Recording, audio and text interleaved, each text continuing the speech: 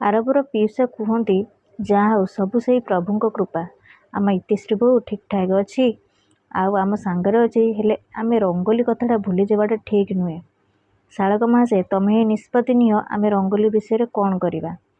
ତାପରେ ରଞ୍ଜନ ଦାସ କୁହନ୍ତି, ସେ ବିଷୟରେ ଚିନ୍ତା କରିବା ପାଇଁ ମୋତେ ଟିକେ ସମୟ ଦରକାର। ପବିତ୍ରା ମା ରଙ୍ଗୋଲି ପାଖକୁ ଇତି ପାଖକୁ ଆସି ତା ଗାଲରେ ହାତ ବୁଲେଇ କୁହନ୍ତି, ନିଜର ଖ୍ୟାଲ ରଖିବୁ। ମୁଁ ବହୁତ ଶୀଘ୍ର ତୋତେ ଦେଖା କରିବା ପାଇଁ ଆସିବି। ଏ କହିସାରିବା ପରେ ଇତିକୁ କୋଳେଇ ନିଅନ୍ତି। ତାପରେ ରଙ୍ଗୋଲି କାନ୍ଦୁଥାଏ। ଆଉ ଆରବର ପିଉସୀ ମା ବି ଇତିଶ୍ରୀ ଆଉ ପବିତ୍ରାକୁ ହିଁ ଚାହିଁଥାନ୍ତି। ପବିତ୍ରା ଇତିକୁ କୋଳେଇ ସାରିବା ପରେ ତାକୁ କିଛି ଅନୁଭବ ହୋଇଥାଏ, ସତେ ଯେମିତି ତା ଝିଅ ନୁହଁ। ଏହା ଦେଖି ଦାମିନୀ ଦାସ ବହୁତ ଡରିଯାଏ। ଭାବିନିଏ ବୋଧେ ଚିହ୍ନି ପାରିବେ କି ପବିତ୍ରା ମ୍ୟାମ୍। ମହିମାଧିକାରୀ ମୋତେ ଦେଖିକି ଏସବୁ ଡରିଯାଏ।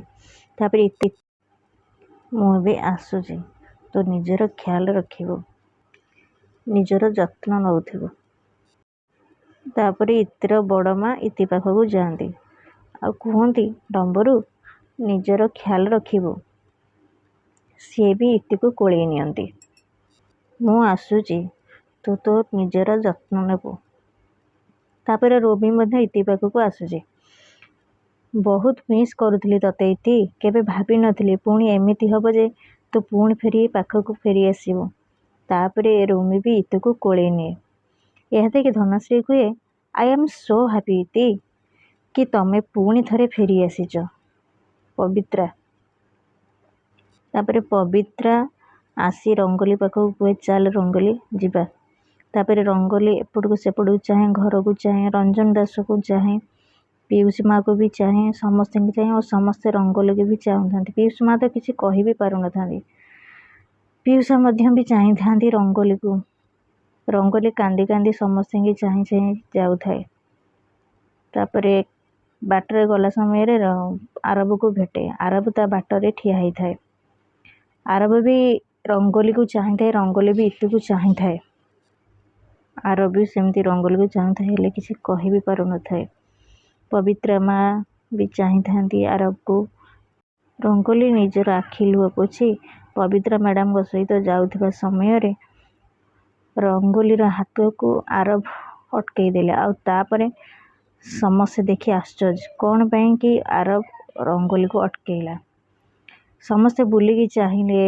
ଇତିର ମା, ଇତିର ବଡ଼ ମା, ରୋମି, ଧନଶ୍ରୀ ଏସବୁ ଚାହିଁ ସମସ୍ତେ ଆଶ୍ଚର୍ଯ୍ୟ ହେଇଗଲେ। ଧନଶ୍ରୀ ତ ଭାବୁଥାଏ, ଏସବୁ କ'ଣ ଚାଲିଛି, ମୁଁ ତ କିଛି ବୁଝି ହିଁ ପାରୁନି। ଏ ଆରବ ଏ ରଙ୍ଗୋଲିର ହାତଟାକୁ ଏମିତି ଧରିଛି କାହିଁକି, ଆଉ ଅଟକେଇଲା କ'ଣ ପାଇଁ, ଏ ଭାବୁଥାଏ ଧନଶ୍ରୀ ମନେ ମନେ। ଆରବ ତାର ହାତକୁ ଧରି ସମସ୍ତଙ୍କୁ ହିଁ ଚାହିଁଥାଏ। ଆରବ କହୁଥାଏ, ତମେ କୁଆଡ଼େ ଯିବନି, ତମେ ଏଇଠି ରହିବ, ଏଇ ଘରେ। ଆରବର କଥା ଶୁଣି ଦାମିନୀ ଦାସ ତ ପୁରା ରାଗିକି ହିଁ ଆରବକୁ ଚାହିଁଥାନ୍ତି। ଆଉ ଇତିଶ୍ରୀ ବି ଚାହିଁଥାଏ ଆରବ, ଏ କ'ଣ କହୁଛନ୍ତି ଆରବ। ତାପରେ ଆରବର ପିଉସୀ ମା ବହୁତ ଖୁସି ହେଇଯାଆନ୍ତି। ତାପରେ ଧନଶ୍ରୀ ମଧ୍ୟ ବି ଆରବକୁ ଚାହାନ୍ତି। ଆରବ ଏସବୁ କ'ଣ କହୁଛି ଏସବୁ ଭାବୁଥାଏ। ତାପରେ ଇତିଶ୍ରୀ ଦୌଡ଼ି ଗଲା ଆରବଙ୍କ ପାଖକୁ। ଆଉ ଆରବଙ୍କ ପାଖକୁ ଦୌଡ଼ି ଯାଇ କୁହେ, ଆରବ ଇଏ କ'ଣ କରୁଛ ତମେ, ଇଏ ଏଠି କେମିତି ରହିପାରିବ, ଆଉ ତାହା ପୁଣି ମୁଁ ଥାଉ ଥାଉ, ଆଉ କେଉଁ ସମ୍ପର୍କରେ ତମେ ଆକୁ ଅଟକେଇଛ। ତାପରେ ଆରବ କୁହେ, ସେଇ ସମ୍ବନ୍ଧ ଯାହା ପୁରା ହେଇପାରିନି। ମୁଁ କଥା ଦେଇଥିଲି ରଙ୍ଗୋଲିକୁ ଆଉ ତାଙ୍କ ବାପା ବୋଉଙ୍କୁ ଯେ ମୁଁ ସାଥ ଦେବି, କେବେ ବି ଛାଡ଼ିବିନି, ତାଙ୍କୁ ସବୁ ଖୁସି ଦେବି, ଆଉ ତାଙ୍କ ଆଖିରେ କେବେ ବି ଲୁହ ଆସିବାକୁ ଦେବିନି। ଆଉ ମୁଁ ମୋର ସେଇ କଥା ପୂରଣ କରିପାରିଲିନି। ଆଉ ଆଜି ମୋରି ଯୋଗୁଁ ରଙ୍ଗୋଲିରେ ସେ ସ୍ଥିତିରେ ହିଁ ଛିଡ଼ା ହୋଇଛନ୍ତି, ଯେଉଁଠି ତାଙ୍କ ପାଖରେ କିଛି ବି ନାହିଁ। ତେଣୁ ବର୍ତ୍ତମାନ ମୁଁ ରଙ୍ଗୋଲିକୁ ଏକା ଛାଡ଼ି ପାରିବିନି, ଏତିକି ତ କର୍ତ୍ତବ୍ୟ ମୋର ଅଛି। ଆରବ ବେଟା, ଏ କ'ଣ ପିଲାଙ୍କ ଭଳିଆ କଥାବାର୍ତ୍ତା କରୁଛୁ ବେଟା, ଏ କ'ଣ ମଜାକ ଚାଲିଛି ବେଟା। ଇତି ବର୍ତ୍ତମାନ ଫେରି ଆସିଛି, ସିଏ ଥାଉ ଥାଉ ତୁ ଅନ୍ୟ ଝିଅକୁ କେମିତି ରଖିପାରିବୁ ବେଟା। ତା ସହିତ ତୋର ବାହାଘର ହବାକୁ ଯାଉଥିଲା, ହେଲେ ବାହାଘର ହେଇନି। ଆରବ, ଏବେ ଆ ସହିତ ତୋର କୌଣସି ସମ୍ପର୍କ ହିଁ ନାହିଁ। କେଉଁ ଦାୟିତ୍ୱ ଆଉ କର୍ତ୍ତବ୍ୟ କଥା କହୁଛୁ ଆରବ। ରଙ୍ଗୋଲି ପ୍ରତି ତୋ ଦାୟିତ୍ୱ କଥା ତ ସେତେବେଳେ ଉଠିବ ଯେତେବେଳେ ତୋ ସହିତ କିଛି ସମ୍ପର୍କ ହିଁ ଥିବ। ତାପରେ ଆରବ କହୁଛି, ମମ୍, କିଛି ସମ୍ପର୍କ ଗଢ଼ା ଯାଏନି, ଆପେ ଆପେ ହେଇଯାଏ। ଆଉ ଏ ସମ୍ପର୍କ ହୃଦୟରୁ ହେଇଛି, ଯେଉଁଟାକି ଏତେ ସହଜରେ ଭାଙ୍ଗିବନି। ତାପରେ ରଙ୍ଗୋଲିକୁ ହେଲେ ତମକୁ ଏ ସମ୍ପର୍କ ଶେଷ କରିବାକୁ ହେବ ଆରବ। ଇତିଶ୍ରୀ ମ୍ୟାଡ଼ାମ୍ ଫେରି ଆସିଛନ୍ତି, ଏବେ ସେ ହିଁ ହେଉଛନ୍ତି ତମ ଦାୟିତ୍ୱ। ତାପରେ ଦାମିନୀ କୁହେ, ଏକଦମ ଠିକ୍ କଥା କହୁଛି ଆରବ। ରଙ୍ଗୋଲି ଏକଦମ ଠିକ୍ କଥା ହିଁ କହିଛି। ତୋ ଦାୟିତ୍ୱ ଏବେ ଇତିଶ୍ରୀ ହେବା ଦରକାର ନା କି ଆଉ କେହି? ରଙ୍ଗୋଲି, ତୁ ଆରବ କଥା ଆଦୌ ଚିନ୍ତା କରେନା, ତୁ ଯା। ପବିତ୍ରା ମ୍ୟାଡ଼ାମ୍, ଆପଣ ରଙ୍ଗୋଲିକୁ ସାଙ୍ଗରେ ନେଇଯାଆନ୍ତୁ। ତାପରେ ପବିତ୍ରା ମ୍ୟାଡ଼ାମ୍ ହଁ ହିଁ କରନ୍ତି ନେବା ପାଇଁ ସାଙ୍ଗରେ ରଙ୍ଗୋଲିକୁ। ଆରବ କୁହେ, ମମ୍ ପ୍ଲିଜ୍, ତମେ ମୋତେ ମୋ ଦାୟିତ୍ୱ ବିଷୟରେ କିଛି ବି କୁହନି। ଆଉ ତମେ ବି, ମୁଁ କହିଥିଲି ନା ତମେ କୁଆଡ଼େ ଯିବନି ବୋଲି, ଏଇଠି ରହିବ ଆମ ସମସ୍ତଙ୍କ ସାଥିରେ। ତାପରେ ଇତିଶ୍ରୀ କୁହେ, ଆରବ ତମେ କିଛି ଠିକ୍ କରୁନ। ତାପରେ ରଞ୍ଜନ ଦାସ କୁହନ୍ତି, ଆରବ ବିଲକୁଲ ଠିକ୍ କରୁଛି। ମୁଁ ବି ଏଇଆ ଚାହୁଁଛି ଯେ ରଙ୍ଗୋଲି ଆମ ସହ ଏଇ ଘରେ ରହୁ, ସେ ଯାଏଁ ଯେଉଁ ପର୍ଯ୍ୟନ୍ତ ରଙ୍ଗୋଲି ପାଇଁ ଆମେ ଉଚିତ ନିଷ୍ପତ୍ତି ନ ନେଇଛୁ। ତାପରେ ଆରବର ପିୟୁଷ କୁହନ୍ତି, ହଁ ରେ ମା ରଙ୍ଗୋଲି, ତୁ କୁଆଡ଼େ ବି ଯିବୁନି, ଆମ ପରିବାର ପାଇଁ ତୁ ବହୁତ କିଛି କରିଛୁ, ଆଉ ଆମେ ତତେ ଏମିତି ଯିବାକୁ ଦେବୁନି, ଏମିତି ଏକୁଟିଆ ଛାଡ଼ିପାରିବୁନି। ତାପରେ ଆରବ କୁହେ, ପବିତ୍ରା ମା ପ୍ଲିଜ୍, ଆପଣ ମୋତେ ଭୁଲ ବୁଝିବେନି, ମୁଁ କାହାରି ସାଥିରେ ବି କିଛି ଭୁଲ ହେବାକୁ ଦେବିନି। ତାପରେ ପବିତ୍ରା ମା କୁହନ୍ତି, ମୁଁ ଜାଣିଛି ଆରବ, ତମେ କାହାରି ସହିତ କିଛି ବି ଭୁଲ ହେବାକୁ ଦେବନି, କିନ୍ତୁ ଗୋଟେ କଥା ମନେ ରଖିବ, ଜଣଙ୍କ ପାଇଁ ଅନ୍ୟମାନଙ୍କ ଜୀବନ ଯେମିତି ଜଟିଳ ନ ହୋଇଯାଏ। ତାପରେ ରୋମି, ପବିତ୍ରା ଏବଂ ଧନଶ୍ରୀ ସେଠୁ ଚାଲିଯାଆନ୍ତି।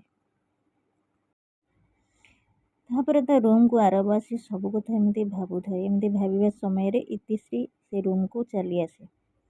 ଆଉ ଇତିଶ୍ରୀ ସେ ଫଟୋ ଦେଖିକି କୁହେ,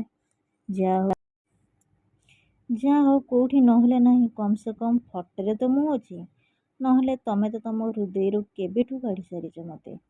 ଏତେ ବର୍ଷ ଭିତରେ ସବୁ କିଛି ବଦଳିଗଲା ନା ଆରବ, ଆଉ ଆମ ସମ୍ପର୍କ ବି। ଆରବ କୁହେ, ଇତି କହୁଛି, ତମ ପାଟିରେ ତ ମୋ ନାଁ ବି ଠିକ୍ ସେ ପଶୁନି, କେଜାଣି କାହିଁକି ଏଠି ରୁମ୍ରେ ସବୁ କିଛି ଅଜଣା ଲାଗୁଛି ମୋତେ। ଆଉ ତମେ ବି ଆରବ, ତମେ ଏମିତି କରିପାରିଲ? ମୋତେ ଲାଗୁଥିଲା ତମ ଜୀବନରେ ମୋ ଛଡ଼ା ଆଉ କେହି ବି ଆସିପାରିବେନି, ତମେ କେବଳ ମୋତେ ଭଲ ପାଅ। ହେଲେ ନା, ମୁଁ ଭୁଲ ଥିଲି। ତମେ କିଛି କହୁନ କାହିଁକି ଆରବ? କିଛି କୁହ, କିଛି ଅଛି ତମ ପାଖରେ କହିବାକୁ? ତାପରେ ଆରବ କୁହେ, ଇତି, ସବୁ କିଛି ଆପେ ଆପେ ହେଇଗଲା, ମୁଁ କିଛି ବି କରିପାରିଲିନି। ଆଉ ଜାଣିଛ କାହିଁକି? କାହିଁକି ନା ରଙ୍ଗୋଲିର ସବୁ ଗୁଣ ଠିକ୍ ତମ ଭଳି। ତାଙ୍କର କଥା କହିବା, ମୋତେ ଦେଖିବା, ରୁଷିଯିବା, ହସିବା, ସବୁକିଛି ଠିକ୍ ତମ ଭଳି। କେମିତି ଅଟକେଇଥାନ୍ତି ନିଜକୁ? ମୁଁ ତମ ପାଇଁ ଛଟପଟ ହେଉଥିଲି, ଆଉ ଯେତେବେଳେ ରଙ୍ଗୋଲି ମୋ ସାମ୍ନାକୁ ଆସିଲେ ମୁଁ ହାରିଗଲି, କାହିଁକି ନା ମୋ ସାମ୍ନାରେ ତମେ ଥିଲ ଇତି। ତାପରେ ଇତି କହୁଛି, ସିଏ ଇତି ନୁହଁ ଆରବ। ଏହି ପାଟି ଶୁଣି ରୋଷେଇ ଘରେ ରଙ୍ଗୋଲି ଆଉ ପିୟୁଷୀ ମା ରୋଷେଇ କରୁଥିଲେ। ଇତିର ପାଟି ଶୁଣି ଚମକି ଗଲେ। ତାପରେ ରଙ୍ଗୋଲି ଏବଂ ପିୟୁଷୀ ମା ଆସି ଆରବର ରୁମ୍କୁ ଚାହିଁଥାନ୍ତି। ଇତି କହୁଛି, ସେ ଝିଅ ମୁଁ ନୁହେଁ, ତମେ ମୋ ଜାଗା ଆଉ କେଉଁ ଝିଅକୁ କେମିତି ଦେଇପାରିଲ ଆରବ? ଠିକ୍ ଅଛି, ମୁଁ ମାନିଗଲି ଯେ ମୁଁ ମରିବା କଥା ଭାବିକି ତମେ ଦ୍ୱିତୀୟ ମ୍ୟାରେଜ୍ କରିବାକୁ ରାଜି ହେଇଗଲ, କାହିଁକି ନା ତମକୁ ସେ ଝିଅ ଭିତରେ ମୁଁ ଦେଖାଗଲି। ହେଲେ ଏବେ ତ ମୁଁ ଫେରି ଆସିଛି ନା, ଏବେ ତମେ ତାକୁ କାହିଁକି ଅଟକେଇଛ? ତାକୁ ଯିବାକୁ କାହିଁକି ଦେଉନ? ସିଏ ଏବେ ଯାଏଁ ଘରେ ଅଛି କାହିଁକି? ସାଙ୍ଗମାନେ ମୋ ଚ୍ୟାନେଲକୁ ସବସ୍କ୍ରାଇବ୍, ଲାଇକ୍ କରିଦିଅନ୍ତୁ। ଜୟ ଜଗନ୍ନାଥ।